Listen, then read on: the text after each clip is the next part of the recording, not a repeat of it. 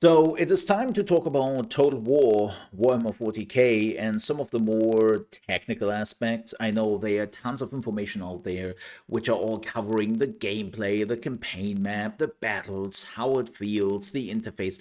Like it's all out there. And by the way, if you were interested, we actually have some videos here on the channel if you might want to check them out. But no, what I want to talk about today is more like the technical aspects, like beta date, release date. Yes, they finally talked about that. And customization of your units and your faction. And if you're thinking, wait, Mo, that last part is definitely gameplay. Yeah, I don't really want to talk too much about the gameplay aspect, but I want to talk about some misinformation I'm seeing going around already on the internet. And that is something I want to tackle in this video as well. So, with that said, let's talk about the beta date because that's definitely first. They still haven't told us exactly when the beta is, but they are now starting to talk themselves more and more about the beta in their live streams. They are also having an advertisement running in Total War Warhammer 3 if you are playing that. And they're making sure that people are finally finishing up their signups because it's getting closer. And to be completely blunt here, I very much assume that we will get the beta by the end of September to beginning of October or even mid-October, the latest. Why? Because it would fit in the general timeline they're trying to build here, and it would fit into the release schedule because they probably want to actually utilize the beta feedback. And we don't even know how long the beta is running, how often we might get a beta, but that's probably something they are focusing on for the rest of 2026, which leads us, you guessed it, to the release date.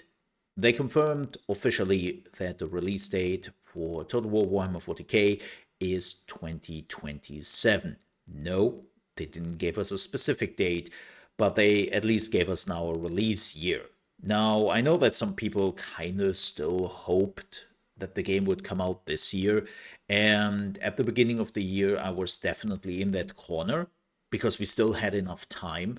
But now it is the end of August, right? That means we have September, October, and they still want to run a beta, and then it is already the end of the year. And if you're thinking right now, Mo, did you ever go to grade school? What do you mean? End of October is the end of the year. What? There is still November, there is still December. Are you stupid? No, let me explain. So, November, just look up a release calendar for video games. There's nothing going on. Why? GTA 6. And I know both games have nothing to do with each other. They're completely opposites. Doesn't matter. When it comes to especially advertisement and PR, you can believe that all eyes are on GTA 6. Influencers, content creators, websites, magazines, and then all the advertisement placements, they will focus on GTA 6. The algorithms, they don't care for anything else. That's why November looks so bleak when you are looking at the calendar because there is nothing going on, because nobody wants to end up in the crossfire of GTA 6 just taking up everything. So, November, no show. And even December will be a little bit of GTA 6. And then we have the holidays. This has been going on for decades, that the gaming industry basically ends everything they are doing in the middle of December, and then they're coming back at some point in January, right? And especially now with the Game Awards going on, the Game Awards basically became a cutoff date. Every time the Game Awards happen, the next day, or at least the next weekend, a lot of developers are already like, yeah, we are out. This is it. So nobody really wants to release their games in December because they don't really have a full month. There are holidays in betweens. And let's be honest here, if you have played previous Creative Assembly games or Total War games at that, you know that there will need to be like a crew on site which is starting to fix stuff and which is reacting to like some severe bugs and all that. Let's just hope it doesn't happen. But if you're just going back in time, yeah. Look, the release of a new Total War game has been special in a lot of ways. So they definitely don't want to release in December. And that already leads us into 2027. Now, will they immediately release this game in January or February? No, I'm still assuming that we will see this game in probably March or April to really give them some extra time. And as I mentioned before, please, Creative Assembly, take your time. Please do it right and don't make it a disaster at the release, right? Just take your time. But yeah, 2027 seems like, yeah, this makes sense. Now, there is another topic I really want to talk about briefly, very quickly, and that is customization. You might have already seen videos of the customization itself and how people are very quick to react and say, oh man, this customization is like bare bones. There is so much cool stuff missing they could still do. What the hell is going on here? This is not a good look. So the developers already answered that, and this is actually by design.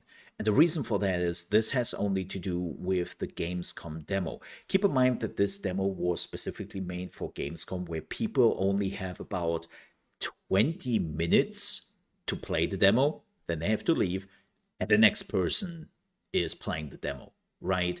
And what they found out is if they are putting in all the customization options they have, people would just sit there for like 30, 40 minutes creating their own Space Marine chapter, and then they didn't play the game. So they realized that thankfully before they sent the demo to Gamescom, and they just said, you know what, let's strip it down. Let's give it a bare bones like options that people maybe take like 5 minutes tops here, or maybe even 10 minutes if they really overdo it, and that they at least are able to play the game and, don't do the customization for the next 20 minutes.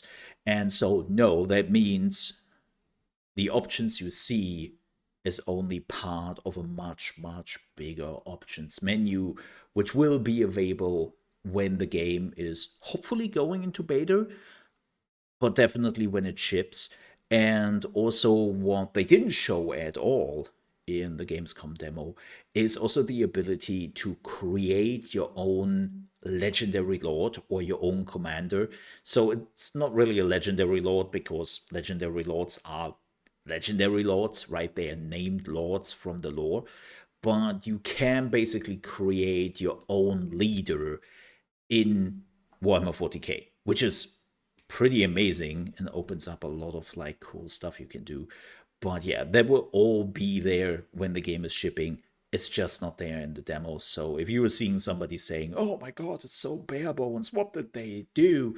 Nah, it's actually not that bad. They will have much more when the game is shipping.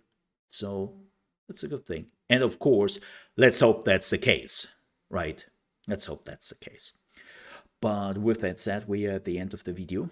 Thank you so much for watching. I hope you enjoyed it. Hope you found it helpful and informative a little bit. If you did, please don't forget to leave a like.